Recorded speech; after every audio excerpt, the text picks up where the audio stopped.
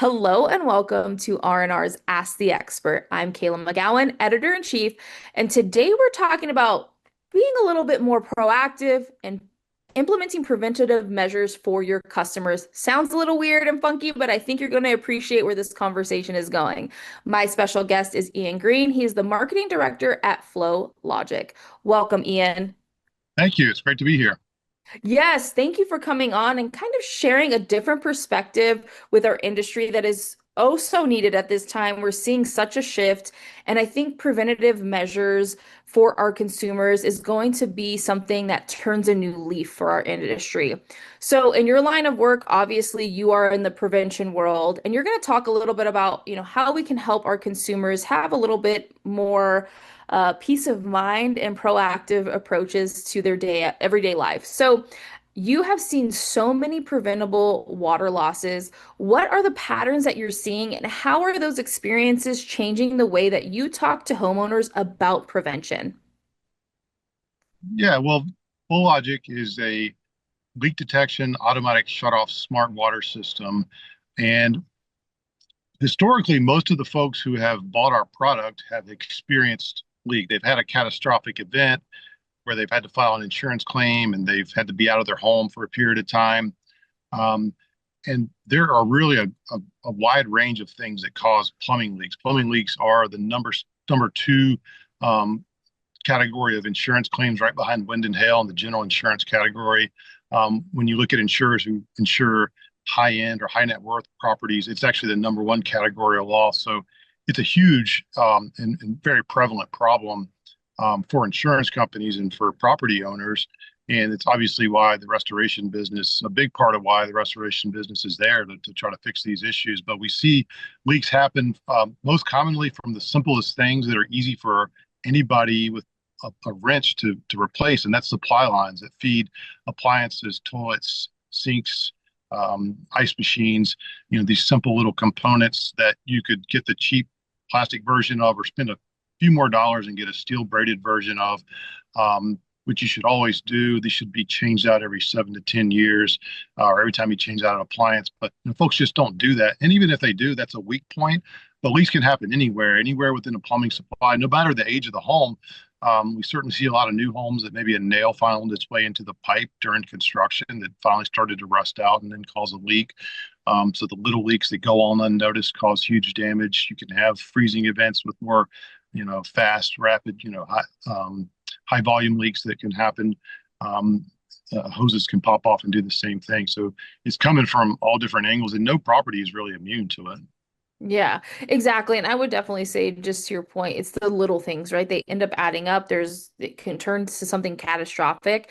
And I really think with the shifts in the industry and even the economy, consumers are making decisions a little bit differently than they would have, probably done in the last 5 or 10 years. So, with that being said, the restoration industry, I think, is probably at an inflection point from, really reactive services and providing those services when something happens to maybe becoming a little bit more of an advisor just based on the lay of the land.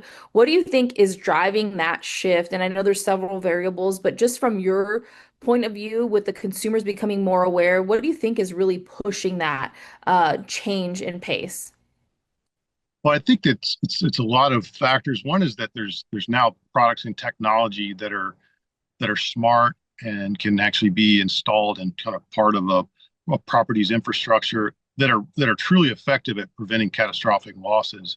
There was maybe some question about how effective some of these devices were 15 or so years ago, but now with insurance companies actually requiring them on many properties, or at least recommending them and giving premium discounts for the installation of things like leak detection, like the FloLogic system that I'm very familiar with.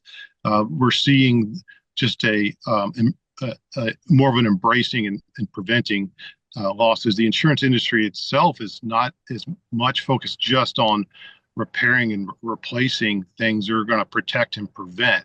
And so I think that the restoration business has to embrace that overall change where we're recognizing that building more resilient properties and then installing devices, technologies, and methodologies that are going to actually make things more resilient, prevent the losses, is just where the industry is. Yeah, and I would definitely say those are some great points because I think it's just one of those things like with things slowing down and changing ever so frequently. It seems these days you want to be a little bit more liquid, if you will, and more open to change, right? Because at the end of the day, we're still going to service these customers regardless, right? Yep. And so I think one thing that is really important for the industry, especially restorers, to understand, you have a different vantage point and viewpoint, right?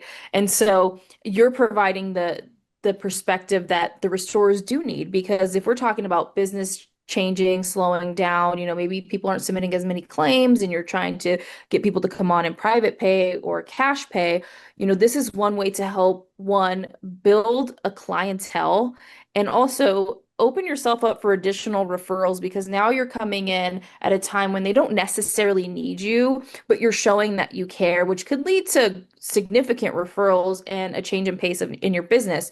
So, with that being said, how are tools like smart leak detection and automatic shutoff technologies really influencing conversations with clients these days?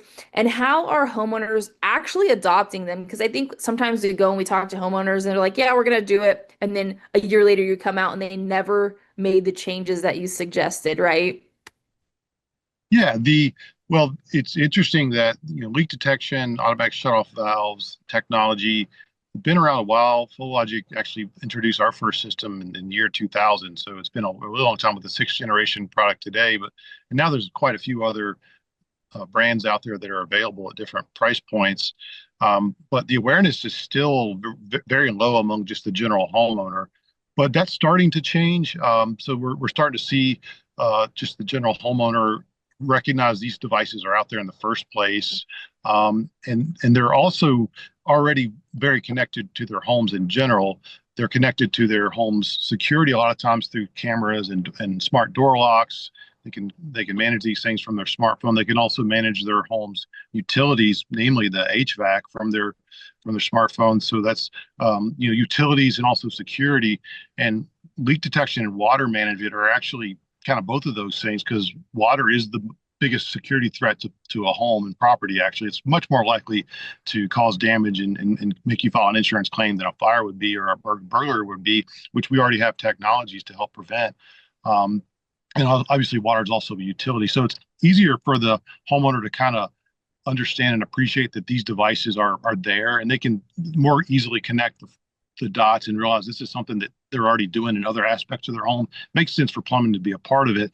And then when they understand that leaks are actually a really big threat, a lot of times that's because they've had a leak. It's a lot easier for that customer to realize they need a system or the insurance company is requiring it because they're at a certain risk profile.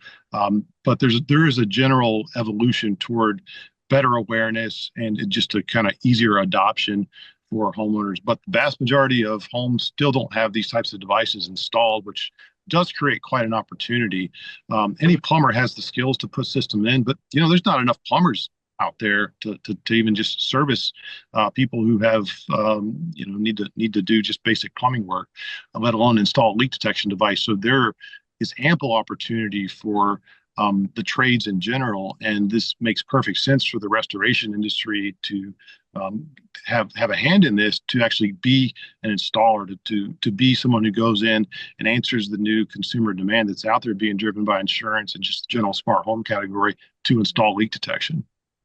Yeah, and I would definitely say too, I mean, we're talking about people's biggest investment, right? And so now I think money is a little different than it was 10 years ago, right? People are starting to protect their assets a little bit better. I see it even with auto insurance.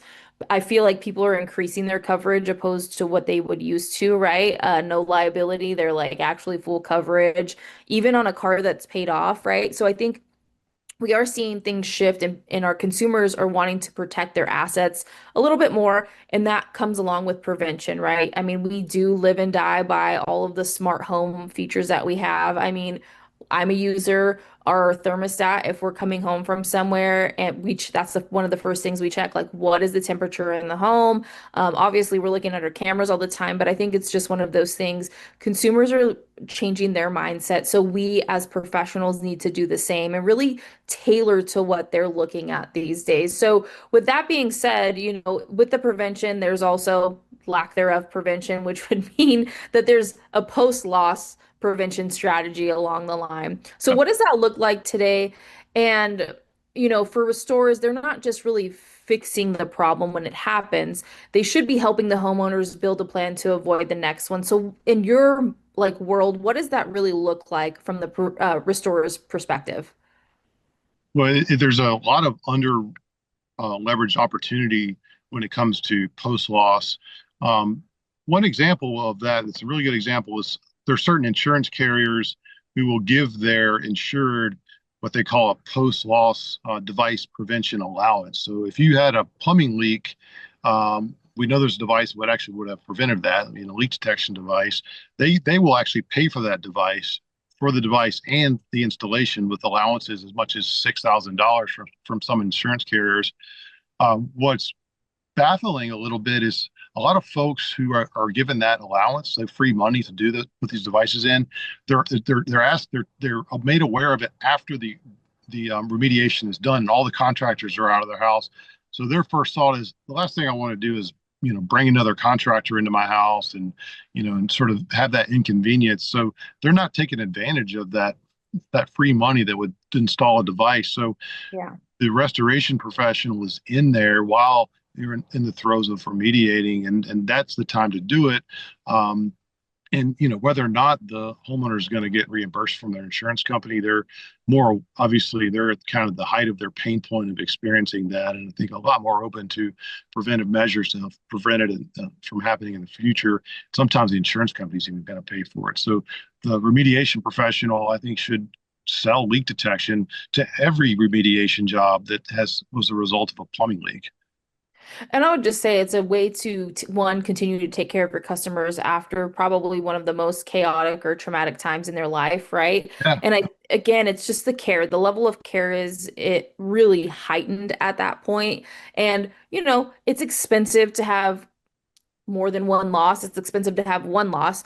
So you showing that extra care and preventative measures will go a long way. Again, word of mouth is the strongest referral you could ever have. And all it takes is, Miss Jones telling Miss Smith, hey, they took great care of me when I had a problem. You have a similar problem now, they're going to call you, right? So I think it's just to remember our customers are our biggest referral base. And so taking care of them and extending the, opportunity for preventative measures can make a world of difference for somebody who is like probably distraught, honestly, because sometimes when you have a loss, you have to turn your water off for a couple of days. So there's yeah, several layers to that, right? I mean, we had a water heater loss, and taking a cold shower is not fun for like consecutive days, right? And so right. there's just things that stick in a customer's mind once you do take great care of them. So for, restorers that are looking to step in this type of like advisory role or like proactive mindset with their skills and their partnerships that are already existing, what are the necessary steps that they need to take to make this transition successful? Again, it's not just about the sale, it's about the care and helping them prevent. So what would your advice be on that? I think that a restoration and restore contractor who goes above and beyond fixing the issue that happened and takes measures to help that homeowner or property owner prevent that from happening ever again is, to your point, that's showing real care. Um, Not only is it a good business opportunity for you to sell another service, but it's actually going to help that property owner keep their insurance, because a lot of times they don't realize when their insurance renewal comes about. At that point, they're going to be told you have to put a leak detection device in because on your record you had a plumbing leak. You're at a higher risk. Statistically, if you've had one plumbing leak, you're a lot likely to have another plumbing leak, and that's what the insurance industry data says. So their actuaries are looking at that data and saying, well, this property has to have a leak detection device to keep insurance, but they're not realizing that until down the road. So go ahead and put the device in while you're in there fixing the issue. You'll protect them from that day forward. You also save them the inconvenience of having to get another contractor out there that's probably not going to be you once their insurance company tells them they have to put a device in. And I think prevention as a whole is its own service, its own idea. Gosh, we see HVAC professionals do a really good job of selling maintenance plans, to come in and inspect your HVAC and do any kind of service just on an annual basis. There's the rest of the home really needs that too, and I think that's an opportunity to even create existing or new products that would be to go into homes and look at the potential risk points and help people make their home to be more resilient, whether that's swapping out supply lines on the toilets and the sinks, installing leak detection, looking at other parts of the home that may just need maintenance to prevent those disasters that we're all intimately familiar with if you're in the remediation industry. Yeah, and I would definitely say too, I mean, I think this helps all aspects of what is truly going on. You're helping the carrier with the preventative measures getting implemented, right? You're also helping the consumer not have to face another catastrophic loss, essentially. And for you, it's another means of business and revenue. So it's a win-win for everybody that's involved. And I also think too that allows the restorer and the carrier to work a little bit closer together and build additional partnerships and collaboration. And at the end of the day, the consumer is taken care of, right? Gosh, you provided so much insight. I think it's really important for the industry to take a look and listen at what exactly you had to say today, because though you're not necessarily a restorer, you see what can happen with prevention and a lack thereof prevention, right? Absolutely, yeah. I mean, plumbing leaks are, they're a big deal. They're happening a lot. And let me just address maybe the elephant in the room. You're not going to put yourself out of business by helping make a home more resilient so a leak doesn't happen again. Leaks are going to keep on happening. It's estimated that it's a single digit percentage, probably a low digit percentage of properties have any kind of leak detection in them.